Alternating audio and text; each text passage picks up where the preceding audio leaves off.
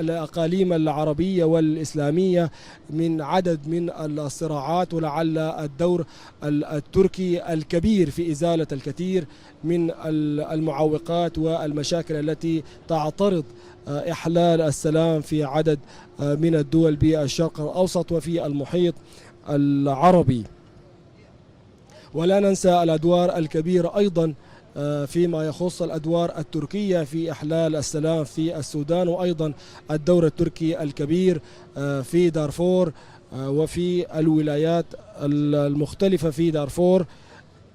ولا ننسى أيضا الدور التركي فيما يخص الثقافة والسياحة، فلتركيا أيضا أياد بيضاء في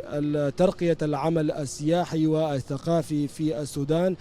في عملية ترميم لعدد من المواقع الأثرية في السودان، على رأسها مدينة سواكن القديمة التي تعتبر واحدة من أقدم المدن على شواطئ البحر الأحمر، إن لم تكن على جميع الشواطئ العربية، ولأهمية هذه المدينة التاريخية، والتي تعتبر أيضا هي أولى المدن التي كانت تحمل الشراكة السودانية التركية. فقد قلت سابقا أن أولى العلائق السودانية التركية بدأت في العام 1555 عندما انضمت سواكن وما حولها إلى الدولة العثمانية حينها. الآن كما نشاهد هو الآن الرئيس التركي رجب طيب أردوغان وهو ينزل من على سلم الطائرة الرئاسية، وفي استقباله سعادة المشير عمر حسن أحمد البشير رئيس الجمهورية، وعدد من المستقبلين لفخامة الرئيس التركي.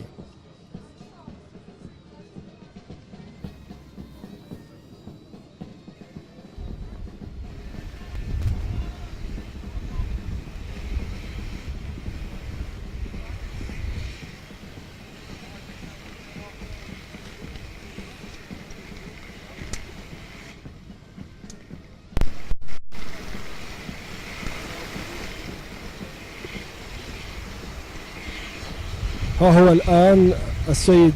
رئيس الجمهورية التركية رجب طيب أردوغان وهو يصافح السادة الوزراء ووزراء الدولة المستقبلين له بمعية فخامة الرئيس عمر حسن أحمد البشير، قبل أن يتوجه إلى منصة الاستقبال.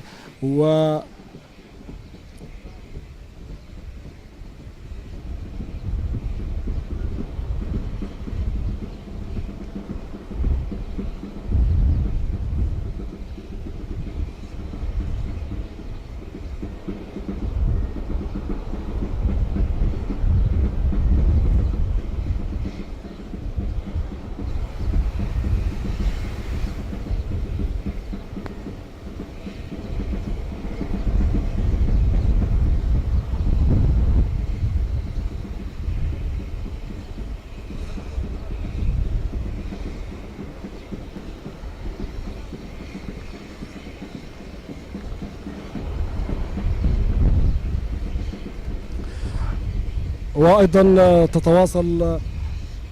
مصافحة السيد الرئيس التركي وفخامة الرئيس عمر البشير قبل التوجه لتفقد الحرس الشرف، وأيضا للموسيقى العسكرية لنشيد العلم التركي ونشيد العلم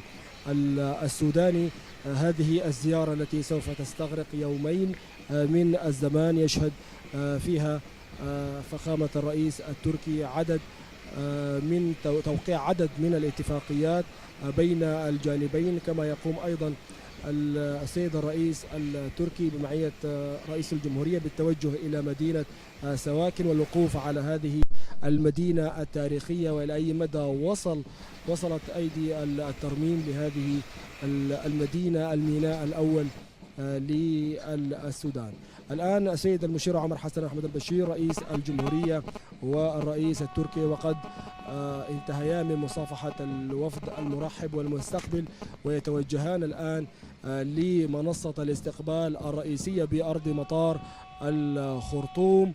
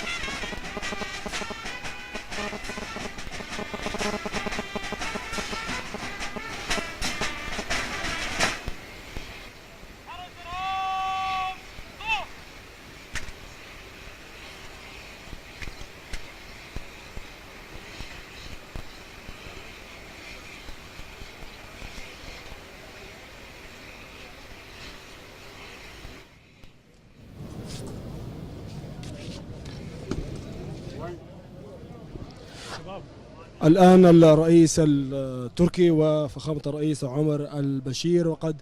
صافح الوفد المرحب والمرافق للسادة